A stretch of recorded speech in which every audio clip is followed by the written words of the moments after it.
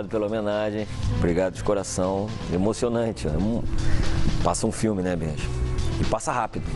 Passa rápido. Você sabe que às vezes, teve uma vez aí que a gente estava discutindo, um dos nossos programas é aqueles que a gente quebra pau, até quando você pergunta as horas. E aí não sei, estava discutindo sobre esses novos diretores de futebol, essa nova geração que vem aí. Pô, quem é boleiro, quem não é boleiro? Aí eu, na época, ainda falei, pô, Rodrigo Caetano, tá vendo um case de um cara que se deu bem no futebol e nunca jogou? Foi o Rodrigo Caetano. Aí eu não lembrava, assim. Então, e tem muita gente, uma molecada que, pô, conhece o Rodrigo Caetano só do Flamengo pra cá. Até porque o Flamengo dá uma exposição totalmente diferente do resto. Você jogou, você foi o quê? Você era atacante? Quando você começou? Então, Benja, eu comecei a minha vida, né, no futebol muito cedo, porque sou de uma cidade do interior, lá do Rio Grande do Sul, né, Santo Antônio da Patrulha, que fica próximo a Porto Alegre. Quem nasce em Santo Antônio da Patrulha? Patrulhense. Patrulhense? Patrulhense, com muita honra. E desde sempre, né, eu tive dentro de casa um incentivo pelo futebol. E aos 10 anos de idade, eu ingressei nas escolinhas do Grêmio. E daí estou até hoje no futebol, porque me profissionalizei no Grêmio, fiquei até os meus 22 anos, depois... Você era o que, atacante, Rodrigo? Era meia. Meia? Meia, canhoto. Peguei no Grêmio, assim, uma geração de bons jogadores, mas o fato é que naquela época você não tinha esse mesmo espaço, né? Os jovens passavam a ser... Desculpa, que ano que você jogou, Rodrigo? Eu joguei profissionalmente, você fala? Eu joguei de 1990 a 2003, como profissional 13 anos, fora os 10 anos de base. E eu ingressei em 1980, eu sou de 70.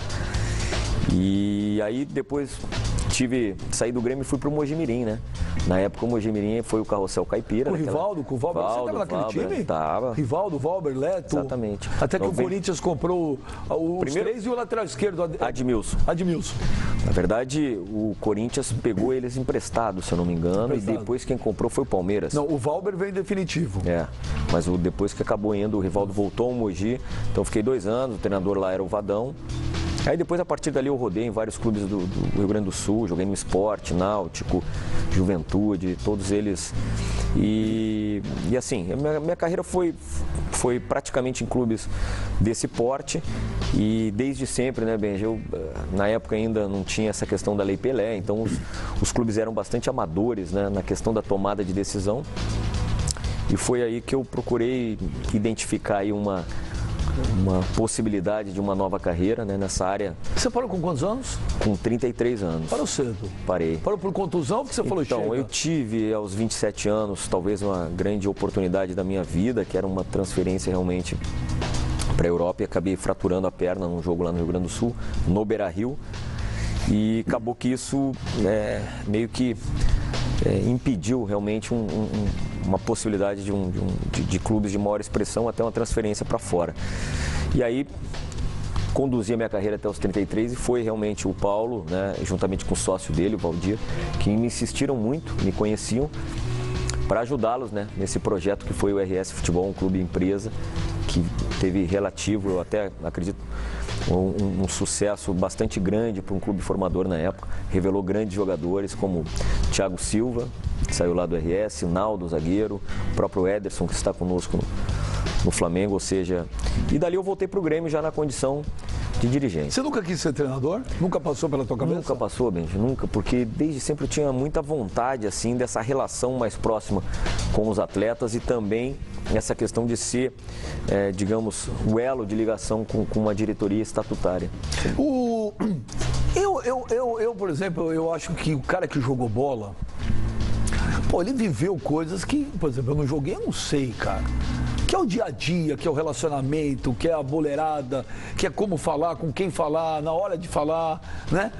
Mas eu acho que é o seguinte também, não basta o cara ter sido apenas um ex-jogador. Ele precisa, eu acho que ele tem que se preparar para o cargo que for. Perfeito. Nós estamos falando, no caso de diretor de futebol, e que você virou um cara aí super consagrado. Só para deixar o comentário, não estou falando que o cara que não jogou não pode ser um bom diretor de futebol. Tem o Alexandre Matos, que está super bem. Não. Tem vários aí, né? Não tenha dúvida. Tem vários, né? O Vasco que trouxe o Pelaipe agora, mais um gaúcho aqui. Né? O Gustavo, que está no Santos, que é o filho do Sócrates, também não jogou. Agora, o cara que jogou não basta, o que eu estou fazendo, não basta só ter jogado. Como é que você se preparou para se tornar um diretor? O que você fez para se tornar um diretor de futebol? Então, na verdade, quando eu me retirei, né, dos gramados em 2003, prontamente eu já procurei dar sequência na minha faculdade, né? Eu sou formado em administração de empresas, tenho MBA em gestão empresarial e foi esse período no RS lá que me permitiu essa formação acadêmica. Quando eu voltei para o Grêmio, eu já estava formado e isso me facilitou bastante.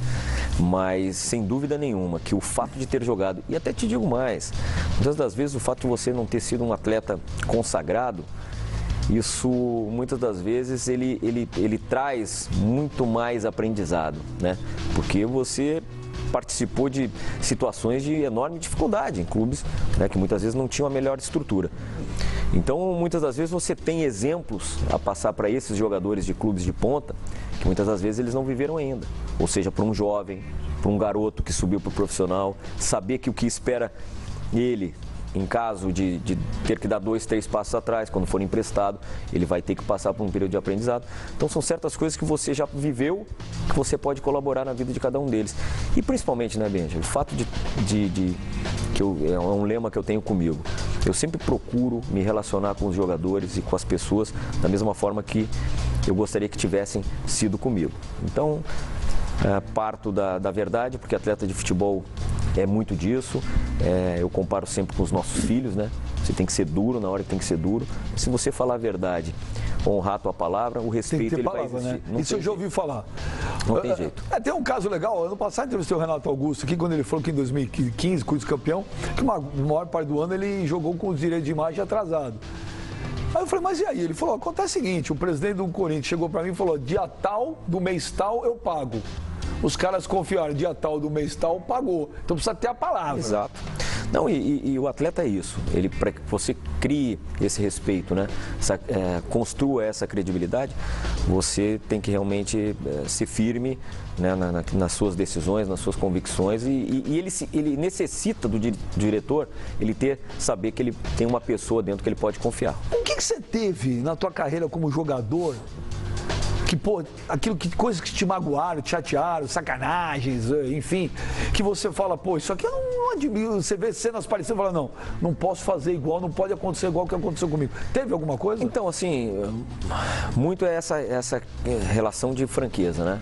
Porque é aquela história, a gente costuma dizer que no futebol, onde o problema está lá, a maioria desvia, né? Então, não é o meu caso. Eu mesmo, para dizer até dar um recado que o atleta, ou sei lá, muitas vezes até um técnico, né, que eu tenho passado por momentos também de não ter que dar a melhor notícia, você tem que falar para ele.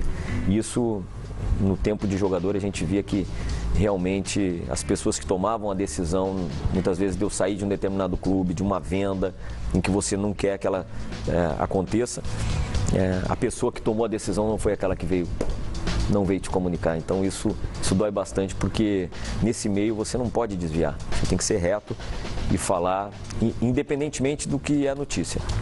Ô, Rodrigo, você trabalhou no Grêmio, você trabalhou teve o RS, você trabalhou no Grêmio, você trabalhou no Vasco, trabalhou no Fluminense e agora está no Flamengo, né? Qual que foi a maior porrada aí? Porque você foi pegar um Vasco num momento difícil, né? Foi, eu cheguei o Vasco pós-queda, né? Foi em final de 2008, início de 2009. Foi uma tomada de decisão importante na minha vida, Benja, porque eu tinha 4 anos de Grêmio, onde era a minha casa. Eu tinha, como atleta, 12 anos, mais 4 como dirigente, ou seja... Estava enraizado lá. Eu tinha 38 anos quando eu tomei essa decisão, sendo que 16, quase que a metade da minha vida dentro do Grêmio. E tomei a decisão, né, junto com a família, tive o convite aqui do Vasco, disse, não, é a hora de eu sair daqui, vou tentar realmente um novo mercado. E cheguei no Vasco, né, na 2ª divisão, ali foi de todos aí, sem dúvida nenhuma, um momento mais difícil. Foi? Não resta a menor dúvida. Foi o Dinamite que te trouxe, né? Sim, foi. E, assim, o estado que o Vasco se encontrava era muito difícil você remontar. O Dorival Júnior era o técnico do Vasco na época, na Série B. E ajudou muito na montagem de equipe, porque você tinha que trazer os atletas acreditando na marca, acreditando na camisa. Como é que você traz, como é que você monta um time sem grana, que acabando de voltar de uma Série B? É o quê? Credibilidade? É ter... Relacionamento, né, que você, né, a questão que você constrói no decorrer da carreira, para que consiga convencer os atletas e os seus agentes, né, do quão é importante estar numa camisa, né, como o Vasco, foi assim no Fluminense, e é óbvio que camisa pesada, como é o caso do Flamengo, né, isso também facilita bastante. Mas é nisso, e naquele momento foi realmente atletas que chegaram aqui em meados de janeiro e acabaram recebendo o seu primeiro pagamento lá por março. Imagine só você suportar esse período todo, né? E você também sem receber? Não, eu também, mas eu digo assim, a minha responsabilidade era muito maior com aqueles que eu havia convidado, né, para virem. Então... E o que você acha que te fez chamar a atenção do Fluminense? Não, na verdade, quando terminamos 2011 no Vasco, que foi um ano realmente espetacular, né, para o clube, porque foi campeão da Copa do Brasil, foi vice-campeão brasileiro naquela disputa aí até o final com o Corinthians, chegou uma semifinal de Sul-Americana. Eu tive o convite do Fluminense, já estava encerrando o meu contrato, tanto o Dr. Celso Barros, né, na época, e realmente era um projeto que me fez entender que essa mudança ela era necessária também. 3 anos de Vasco, você tem uma hora que o ciclo se encerra. E aí a gente foi já no primeiro ano campeão estadual, campeão brasileiro, trabalhando com o Abel, que é outra figura ímpar, né? Um amigo pessoal que eu carrego até hoje. E depois desses 2 anos de Fluminense, veja, acabou o meu contrato, final de 13. O Vasco caiu em 2013, de novo, né? E aí era o último ano do Roberto, me convidou novamente. E aí fomos assim para um projeto bastante curto, que era realmente uma dificuldade gigantesca fazer o Vasco voltar. Ao final de tudo isso, para minha alegria, né, eu tive daí o convite do Flamengo no final de 14 e estou aqui desde 2015, muito grato por tudo que o Flamengo me proporcionou, me deu condições de trabalho, ter participado, Benja, dessa mudança de cenário, de imagem do clube, de infraestrutura. Eu vou ser sincero, porque a gente tem que falar as coisas, eu sempre falo, fala na cara. Não em relação ao Rodrigo Caetano. Eu falava há 4 anos atrás, quando o Bandeira entrou, eu falei, pô, mas não tem a menor condição de tirar um gigante igual do Flamengo do jeito que está. O Flamengo estava numa situação caótica. Você chegou no Vasco, você falou numa situação caótica. O Flamengo não estava diferente, estava muito diferente. Não, o Flamengo tinha, nesse período já... A dívida era monstruosa. Não era, mas assim, já tinha iniciado aí um processo de mudança? Um processo de mudança. Foi em 2013, né, que o presidente iniciou. E já tinha também profissionalizado, né, o departamento, que era o Pelaipe, que chegou no início, depois teve a continuidade ali com o Ximenes, né? Então já tinha uma sequência de trabalho e o Flamengo talvez tenha passado, na parte financeira já tinha se equilibrado, não com condições de fazer grandes investimentos não, Benja, mas aquela situação caótica de início já não era tão grande. Mas na questão de infraestrutura, sim. Porque tem atletas que estão conosco desde 2015, quando eu aqui cheguei, que observam hoje e que têm, até muitos deles não acreditavam, assim como você, que o projeto do Ninho do Urubu fosse se concretizar, que todas as melhorias ali iam acontecer e hoje, para nós, é motivo de muito orgulho, de satisfação quando o presidente chega lá, quando os vice-presidentes chegam no clube, podem conviver com os atletas e dizer, viu, lá atrás, talvez você não acreditasse. E hoje isso é fato. Ô Rodrigo, como você trabalhou você trabalhou em 3 grandes do Rio, falta o Botafogo, e você tem base para falar, o que está acontecendo com o futebol carioca? Hoje, vão xingar. Vão xingar, vou fazer o quê? Mas é a constatação de um fato. Você tem o Vasco passando um momento super complicado, né? Depois da eleição e perdendo os principais jogadores, tem problema enorme de caixa. Você tem o Botafogo, com um time hoje modesto. Também o Botafogo não dá para criar muita esperança para esse time para esse ano.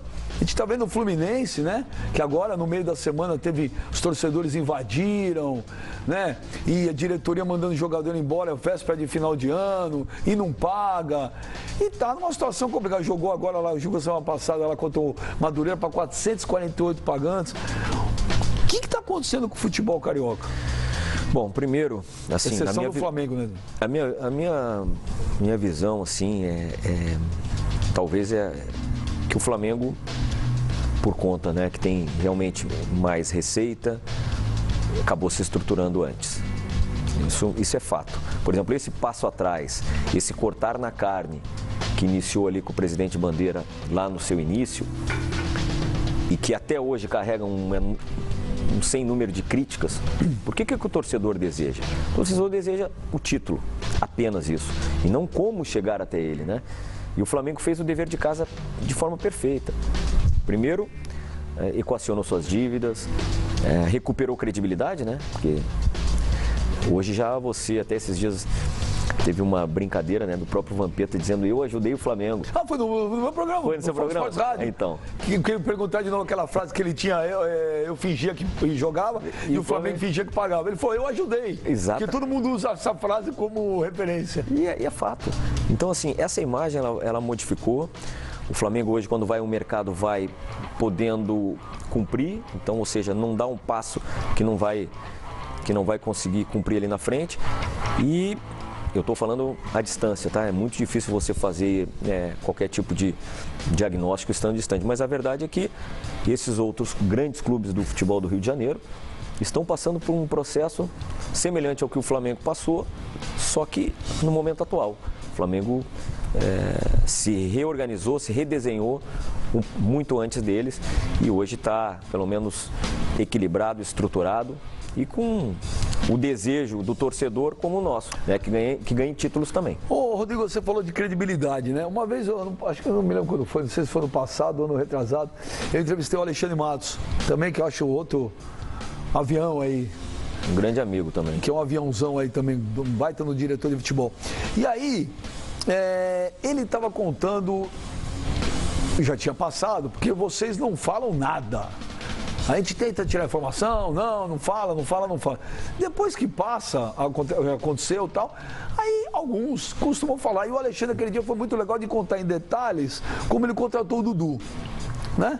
Mas em relação não são os detalhes, ele falou assim, aquela contratação mudou o patamar do Palmeiras.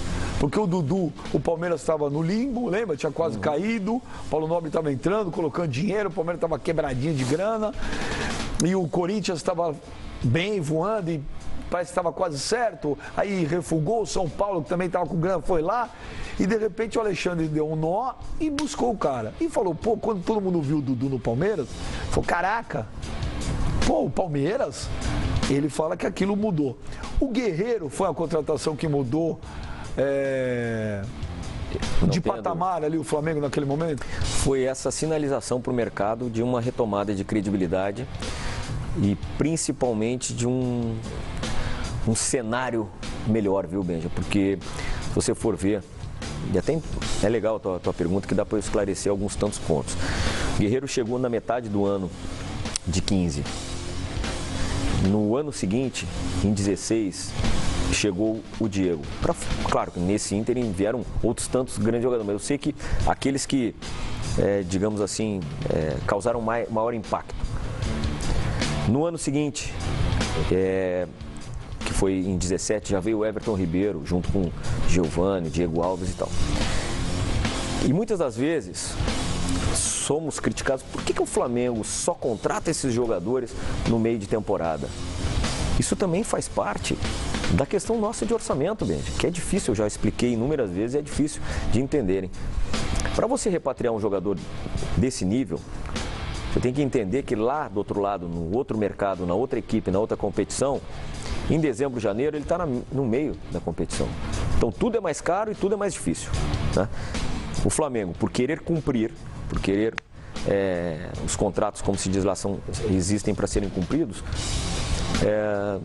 sempre viu a janela do meio do ano como uma grande oportunidade de repatriar esses atletas. Então eu te diria que naquele momento do Guerreiro ainda foi um término de contrato com o Corinthians, né?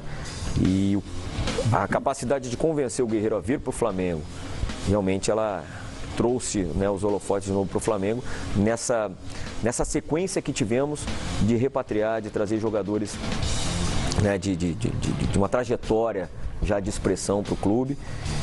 E eu acho que aí nos colocou aí num patamar um pouco acima, sem dúvida nenhuma, ali eu acho que iniciou esse processo. Por falar em Guerreiro, Rodrigo, como é que fica a situação? O Guerreiro, o contrato dele vence no meio do ano, né? Vence no início de agosto.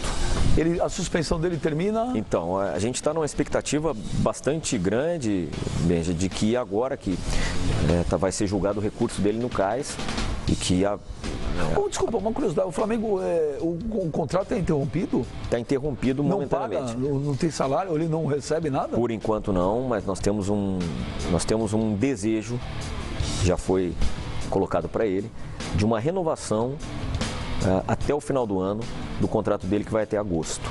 Esse é o desejo do Flamengo, já foi colocado para ele, para a família, e a gente espera que isso se materialize. Você viu o que? Quando foi? Não, na verdade isso se iniciou no mês de janeiro, né? Final de dezembro, início de janeiro. Foi isso, porque quando foi, depois do recurso, a pena dele foi já definitiva. O que vai ser julgado no CAIS agora é a suspensão dessa pena imposta lá pela FIFA, ou até mesmo que o prazo dele seja reduzido, que hoje é de 6 meses. Um exemplo, um cenário aí de 3 meses de punição, ele já vai estar apto para jogar. E aí o Flamengo vai fazer, a ideia do Flamengo, ele já sabe, é de uma renovação. E ele aceitou? E ou aí, vai responder ainda? Não, nós estamos em conversas ainda para que ele aceite essa renovação e, consequentemente, em algum momento o Flamengo consiga minimizar esse prejuízo que ele tem tido nesses praticamente 1 mês e quase 2 meses. Ô, Rodrigo, você fazendo uma avaliação, não dá para acertar sempre. A gente acerta e erra, normal. Claro. Como também o Alexandre Matos acerta e erra. A obrigação é acertar mais. É lógico, mas não dá, até porque não é uma ciência exata.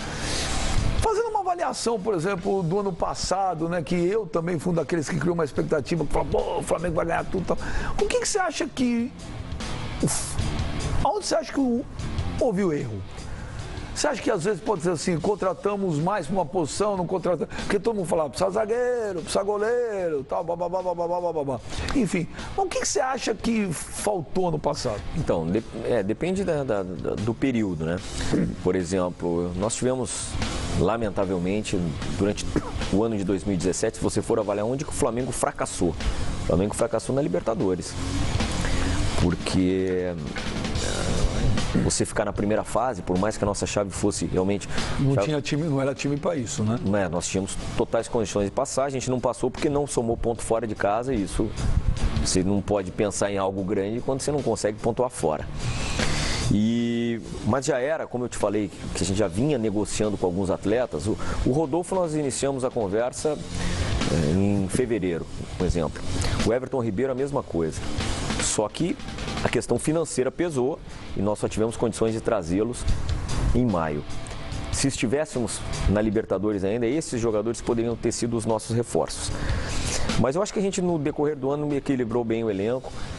Qualquer atleta que vem no meio do ano, é lógico que ele vem no momento em que entraria de férias e aqui já tem que dar sequência, é difícil. Mas, como eu te disse, é uma questão de viabilidade financeira e de orçamento. Eu acho que pesou muito. Eu acho que, principalmente no brasileiro, nós não chegarmos além do 6º lugar, apesar de termos garantido a vaga direta. O fato, bem, de termos concentrado, digamos, todas as competições importantes o Flamengo estava participando, exceto na Libertadores, o Flamengo estava participando no 2º semestre. Talvez naquele momento tenha faltado um melhor da nossa parte, nossa comissão técnica, talvez priorizarmos uma delas.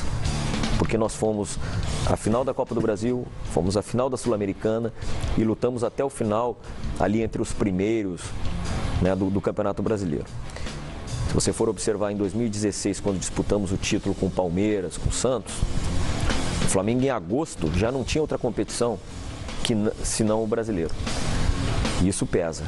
E nós, acreditando assim naquela questão do elenco, de você pôr todos para jogar, eu acho que a gente, em algumas partidas, a gente deveria ter mantido um foco numa única competição, com maior probabilidade de vencer. Mas difícil, né? No Flamengo você dizer que não, essa determinada competição aqui eu não vou priorizar. E a gente procurou chegar em todas, infelizmente em 2 fomos vice-campeões e serviu de aprendizado. Nós vamos lutar em todas nesse ano também, mas talvez lá no segundo semestre, quando chega o funil, a gente vai ter que repensar isso. Você é sincero. O Rueda te decepcionou? Você ficou frustrado com o Rueda? E eu vou falar para você, eu falei até no ar, naquela semana que estava contrato, falei, eu não traria um treinador estrangeiro naquela altura. Eu falei, eu não traria. No meio do ano, um Flamengo. Um dia eu encontrei ele na praia, aqui. Por sinal, um cara extremamente... Super solícito. Super, o cara educado, pô.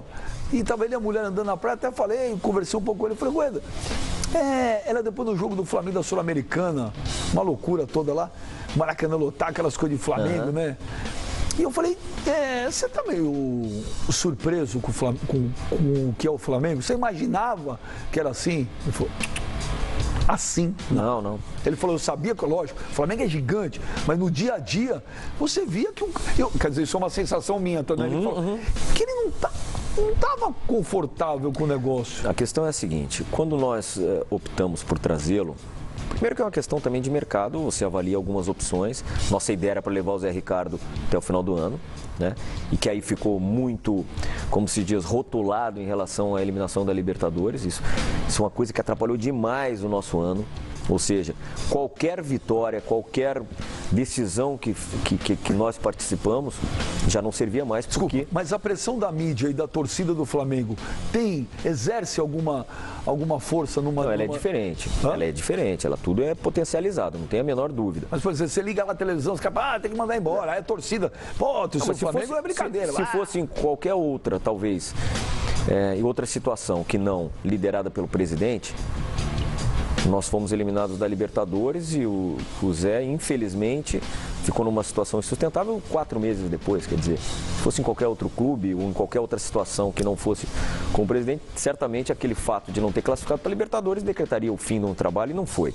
Mas quando teve a situação dele definida, nós pensávamos o que naquele momento? Nós vamos jogar o Campeonato Brasileiro, as demais competições e vamos tentar trazer um técnico que conheça essa questão de uma Copa Libertadores, tinha sido o atual campeão, que conhecesse os caminhos, porque é diferente, competição totalmente distinta. E tanto é que ele conduziu muito bem a equipe, principalmente na Sul-Americana, né? Jogos dificílimos e a gente acabou chegando. Então ele tem muito mérito nisso, mas voltando à tua pergunta do início, em que ele poderia ter nos decepcionado? Na questão ali de trabalho em absoluto, na questão da relação da mesma forma. O desfecho, talvez, né, essa saída dele era algo que realmente... Você esperava? Não esperava, porque nós fizemos... Quando começou o burburinho, você tinha algum plano B na cabeça ou não? Então, nós, no dia seguinte que acabou a Sul-Americana, no dia seguinte nós estávamos reunidos, montando o planejamento, o que era carência, como é que vamos, como é que não vamos, próximo ano, tudo. Inclusive depois, na semana seguinte, eu acabei indo lá para o sorteio da Libertadores e nós sempre falamos, nesse período de férias, sobre a continuidade. E óbvio que eu, como o diretor de futebol, perguntava a ele em que pé andavam essas notícias. Ele sempre falou, existe o interesse daqui, mas eu não tenho nada, vou continuar no Flamengo. E o período foi passando e as coisas vinham aumentando. E aí chegou uma hora que teve um momento limite do Flamengo e que muitas vezes fomos criticados por isso. Só que tínhamos uma multa, Benjamin, para os dois lados. Então aquela história, se o Flamengo hoje fosse o irresponsável de outrora, vamos nós tomar a decisão lá em meados de não precisa se apresentar, o contrato é rescindido. A multa era dobrada, né? Porque foi o que deixou de entrar e o que nós tínhamos que pagar. E nós temos que ter muita responsabilidade nos contratos.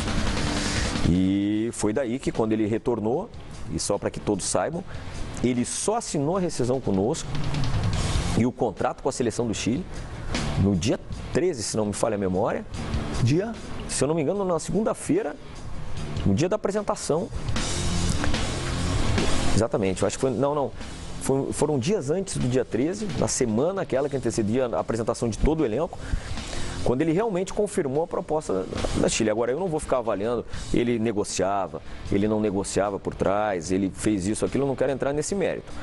Porém, todas as vezes que ele foi cobrado, e foi cobrado por mim, principalmente, que fique claro, uma posição, até uma posição pública, da continuidade ou não, ele sempre disse, existe o interesse das outras seleções, mas eu continuo pensando no Flamengo. Se tiver alguma coisa concreta, vocês vão saber.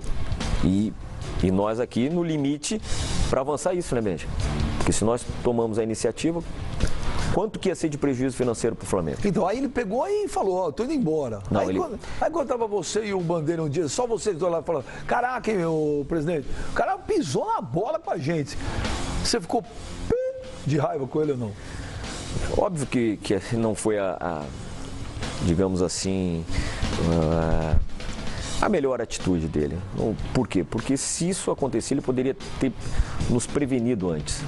A verdade é essa. Que o ano já... Até porque, Benja, por uma questão ética, como que eu ia em outro técnico? Como que nós íamos fazer outro convite, se nós tínhamos técnico? Primeiro dos dois lados, a ética de quem convida e a ética de quem é convidado, né? Qualquer treinador aí vai dizer, não, vocês têm técnico. O dia que vocês definirem, a gente conversa. Então, foi nesse sentido, foi ruim. Particularmente o mês de dezembro para nós foi péssimo, né? Por conta dessa indefinição. E nós sempre meio que jogados, né, assim, na situação de não poder tomar iniciativa, justamente por conta da responsabilidade que a gente tem financeira também contratual com ele. Pô, mas ele estava com você, com o presidente, planejando 2018? Sim. Olha, vamos contratar esse, libera ele, enfim. Quer dizer... Inclusive, sejamos justos, né? O Marlos Moreno foi ele que, inclusive, ligou, porque o Manchester City tem uma situação bastante peculiar, né? Quando eles contratam esses atletas, eles estudam muito, né? Onde que vai ser o destino, onde que ele pode evoluir, onde é que não. E o Marlos veio para o Flamengo muito por conta que o técnico seria o Rueda. E no momento que ele saiu, nós tivemos que ainda confirmar que mesmo assim havia um interesse, que mesmo assim tínhamos um projeto, uma expectativa para o Marlos aqui. Ou seja, muitos detalhes aí que atrapalharam. Ele se assustou com o Flamengo? E uma das coisas que ele disse, depois já de tudo sacramentado, foi o fato, né, dessa pressão, desse investimento no número de jogos, né, que ele não tinha... que ele fez a opção realmente de ir para uma seleção, de fazer um planejamento de um futuro aí de 4 anos, mudar bastante a chave. Mas, Rodrigo, o Flamengo assustou ele? A grandeza, a repercussão, a pressão.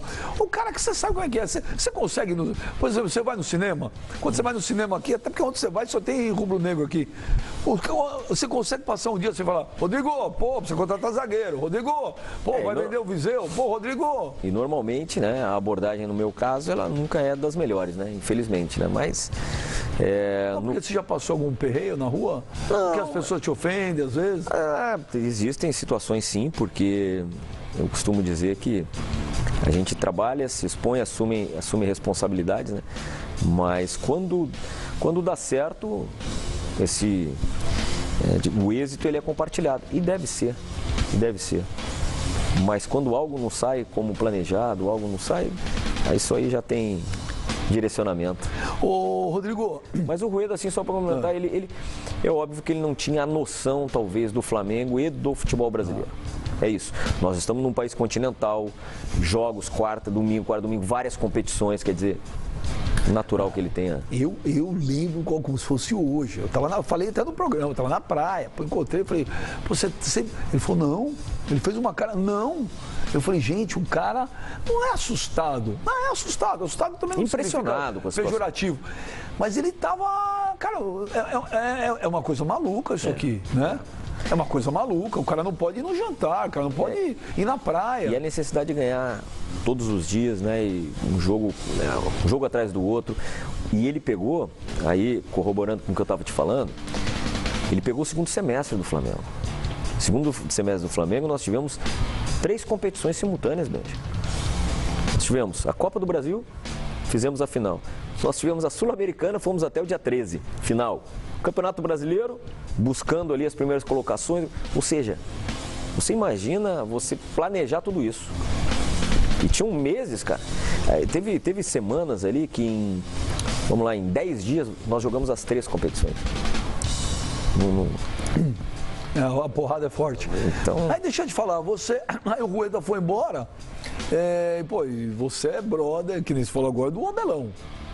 Eu tinha uma informação. Vou perguntar pra você. O Carpegiani não era pra ser o treinador a princípio, era? Isso eu vou te falar. Eu tava de férias, aí eu li o negócio e tal, falei, nossa, o Rueda foi embora, cara. E aí tinha o papo que o Carpegiani vai ser um diretor de futebol, um gerente, e vai ser contratado um treinador. Aí, de repente, o Carpegiani ficou. Mas você ligou pro Abelão? Você chegou a ligar para ele e falar, Abelão? Bom, primeiro vamos lá. Quando nós tivemos... Só para te falar, porque nessa minha fonte é boa. Falou, o Rodrigo Caetano ligou. O Abelão falou, olha, eu não posso sair do Fluminense agora. Vamos começar do início. Olhou de rabo de olho é que eu vou tomar uma porrada aí, ó. Não, olha só. Quando nós falamos com o Paulo, das conversas, a gente tinha a ideia de trazer uma pessoa já com a experiência dele, com currículo, com conhecimento de futebol dele, para agregar no nosso departamento de futebol como um coordenador técnico, fazendo o link com as divisões de base. E vocês são amigos há séculos, a gente já se conhece há muito tempo. E ele fez um grande trabalho no Curitiba, um grande trabalho no Bahia, hoje mais maduro do que nunca, né? Só que quando nós iniciamos as conversas em dezembro, eu fui muito claro, olha, saiba você que o projeto que nós temos é esse. Porém, não exclua a possibilidade de você ter que assumir o time como técnico. Isso em conjunto com toda a nossa diretoria, né? Porque a gente foi o único, por conta de que ele viria para um outro cargo, que eu abri essa conversa, né, de uma possibilidade. Os demais, eles já foram numa segunda, quando a saída do Rueda ela já estava iminente.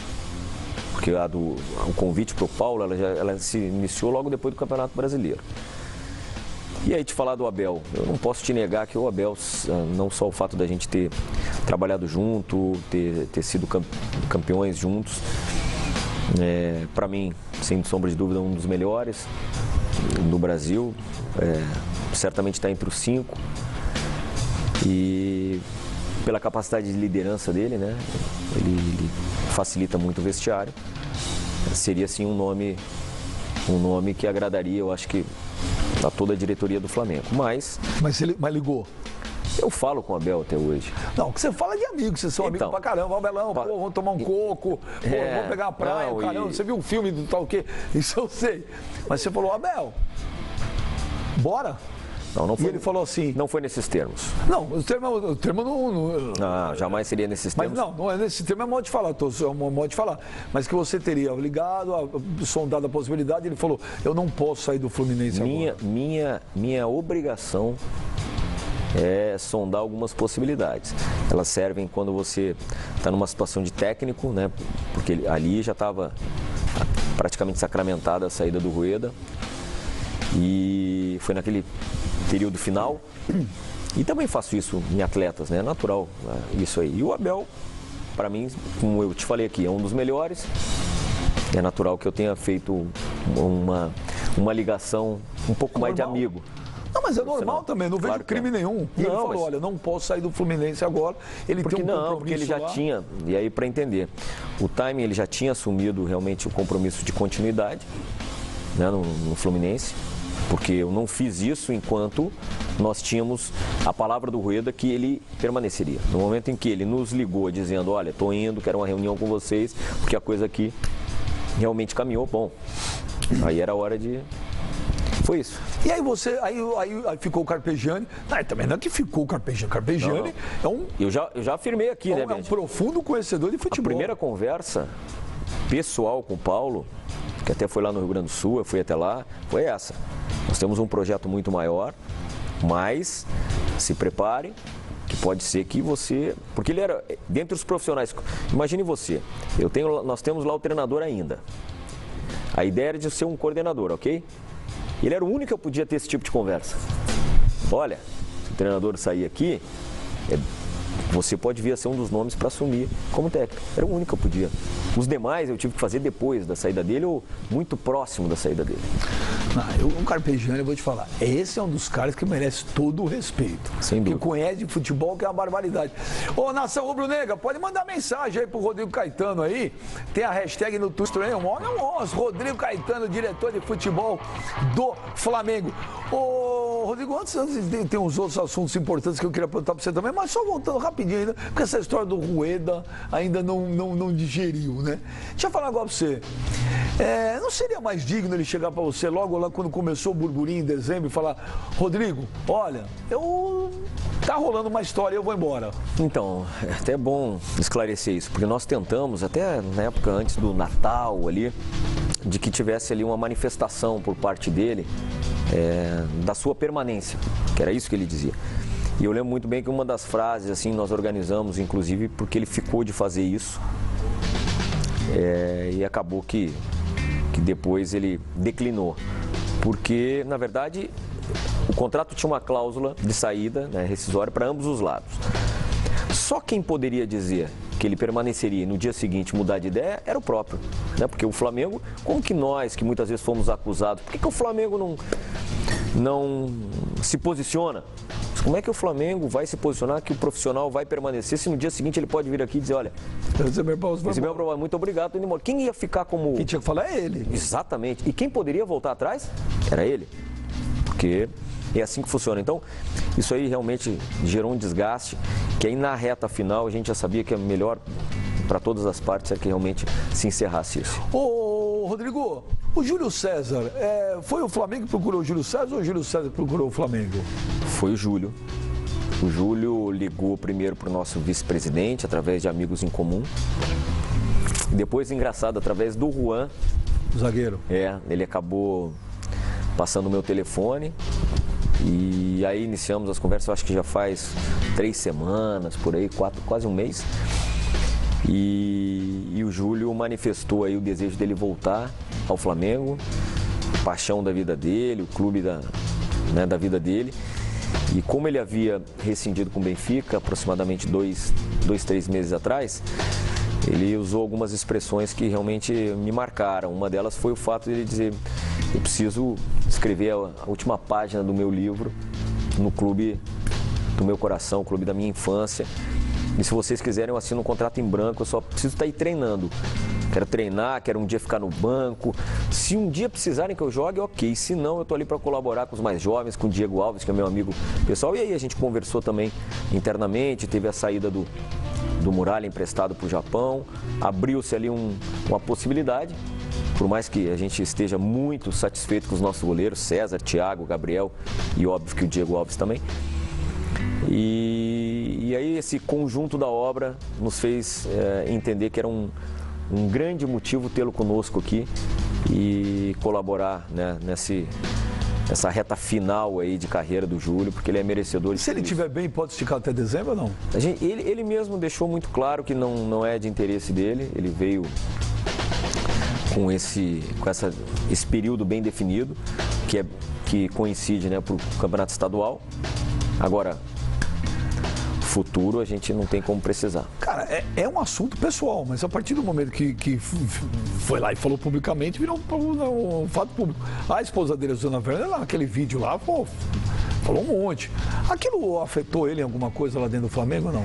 Não, o Júlio é um pouco tempo que a gente tem convivido, realmente um cidadão, toda a história que ele tem, né, as conquistas, a humildade dele, ele vai colaborar muito conosco. E ele já havia dito: olha, quando ele veio, ele disse: eu estou arrumando um problema em casa porque a minha vida está toda consolidada aqui em Lisboa, pretendo voltar e tudo, mas, como ele disse, eu preciso sentir isso de novo, eu preciso estar no Flamengo. E o tempo não perdoa, né?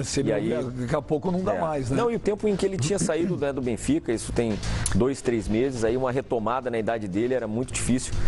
Então, ou seja, nós tínhamos que atender e fizemos um contrato simbólico, mas realmente absolutamente sem custo para o Flamengo. E isso pode valer para o Adriano Imperador também? Isso é uma outra situação, isso tá realmente entregue ao presidente. É claro que trata-se também de um ídolo hiper respeitado, mas são situações distintas. O Flamengo tem ajudado o Adriano no que é possível, mas eu não tenho como te precisar em relação a qualquer possibilidade futura. Pelo menos hoje ainda não. Ô, Rodrigo, como é que você contratou o Henrique Ceifador, cara? Não. Como é que você foi lá contratar Henrique Ceifador, hein? Os caras falavam, não, ele vai pro Corinthians, não, ele vai pro Grêmio, não, ele vai pra China. Não. De repente, você trabalha, você, em vez de ser gaúcho, tem que ser mineiro, né? Você tá sempre nas beiradas, né? Não, mas olha só, primeiro, o Flamengo precisava de mais um centroavante, isso era até por conta dessa indefinição, até quando que será a punição do Paulo, né? E o Viseu foi vendido, mas fica até o meio do ano, é isso? Até o meio do ano. E a ideia era termos também, são determinadas posições, elas requerem aí um número maior de bons jogadores, né? Não tem muito como você muitas vezes, mais que você queira improvisar esse jogador da última bola. E na verdade o Flamengo buscou esse acordo através, né, da multa junto ao Fluminense. O restante foi acordo com a outra parte, que é o Mirassol, e também com o atleta, que depois caminhou bem. Porque com o passar do tempo, Benja, o Flamengo tem diminuído, digamos, o número de atletas contratados. Isso já é filosofia. Por vários motivos. Nós entendemos que nós temos um bom elenco, então cada vez menos você precisa contratar o jogador para ser, em tese, seu titular e também ser a sua opção. Com isso, com o passar desses anos, o Flamengo se reestruturou nas divisões de base também, então tem um baita fornecimento de atletas de ponta. Então a gente consegue fazer contratações mais pontuais. E o caso do Henrique foi mais uma, que foi possível, um jogador que tem números excelentes e, acima de tudo, a nível de pessoa, de caráter, a gente faz... Eu entrevistei ele aqui no final do ano.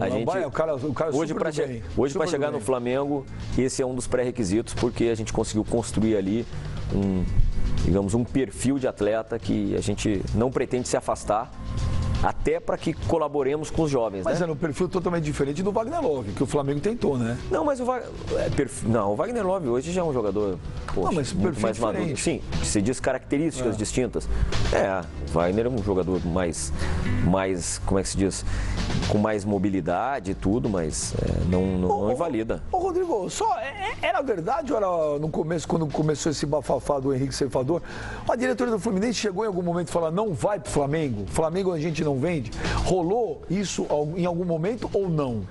Olha, nunca chegou para nós esse tipo de informação, não. Quem conduziu isso também foram os agentes do próprio Henrique. E aí, né, em conversa conosco, entenderam ser um grande projeto para ele também. Permanece no Rio de Janeiro, vem para um gigante do futebol brasileiro e mundial. E eu espero que aqui ele repita, né, os números, os gols e realmente comprove aquilo que ele está no momento da carreira dele, 28 anos, quer dizer, tem bastante lenha para queimar. Pra gente encerrar, essa geração aí que tá vindo do Flamengo da base é sacanagem, tem um monte de moleque bom. O Flamengo vai contratar jogador ainda esse ano ou essa molecada que tá aí agora fala, você tem os moleques, vamos dar chance para essa molecada aí? Então, isso que aumenta o nosso nível de exigência, gente, né? Eu sei que muitas das vezes o Flamengo não se reforçou. O Flamengo, na verdade, fez 2 contratações, mais o Júlio, pelo menos até o momento. Nós tínhamos uma ideia de trazer, no máximo, 4 atletas. E é claro que alguns jovens que tiveram oportunidade no estadual acabaram nos dando uma ótima impressão, principalmente a questão dos zagueiros, né? Que era uma posição que nós temos 3 jogadores acima de 30 anos, né? Rodolfo, Hever e Juan, que são ótimos, mas a gente tinha a ideia de repente trazer mais um ali, mas Léo Duarte, Patrick, Tuller, todos se saíram muito bem. Então é isso que fez nós aguardarmos mais aí, e a princípio a gente continua com eles, sem falar os outros tantos atletas que entraram e deram conta do recado. Porque quando você joga hoje, nos dias de hoje, num clube de ponta, você está acostumado com grandes jogos, mesmo na base. Jogadores que jogaram em seleção, jogadores que estão aí, outro investimento que a gente fez na base, né, desde 2015. O Flamengo hoje disputa vários torneios internacionais.